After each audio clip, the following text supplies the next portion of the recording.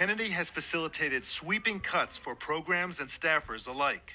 You proposed more than $11 billion in cuts to local and state programs addressing things like infectious disease, mental health, addiction, and childhood vaccination.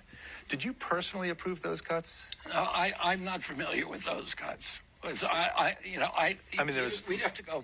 We'd have to go. There's like more than 50 pages of cuts that I actually went through. The cuts were mainly DEI cuts, which the president. There were a lot, but I'll give you, for example, about $750,000 of a University of Michigan grant into adolescent diabetes was cut. Did you know that? I didn't know that, and that's something that we'll look at. Yeah, so, I mean, that's, I wonder, should these be considered Doge cuts? Well, I couldn't speak to that, Dr. LeBute, because I'm not familiar with that particular study, but there's a number of studies that were cut that came to our attention and that did not deserve to be cut, and we reinstated them. Our purpose is not to reduce any level of scientific research that's important.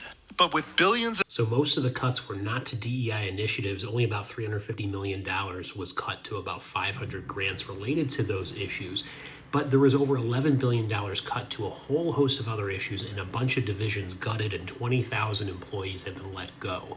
So we have the World Trade Center Health Program that was essentially gutted, which helped aid people who were survivors of 9/11. A lot of people who were around the World Trade Center when planes crashed into it have developed all sorts of respiratory problems and cancer. So that's been gutted. The Division of Violence Prevention, which worked with looking into domestic violence, that was gutted. Low-Income Home Energy Assistance Program was gutted. Agency for Healthcare Research and Quality was gutted. The Administration for Community Living, which helps for older adults and those with disabilities, that was gutted as well. And a lot of funding towards childhood vaccines, including over 15 free measles vaccination clinics in Dallas County, was gutted. That's just to name a few. So for him to say that he is not aware of these cuts is rather concerning when he's supposed to be the Secretary of Health and Human Services.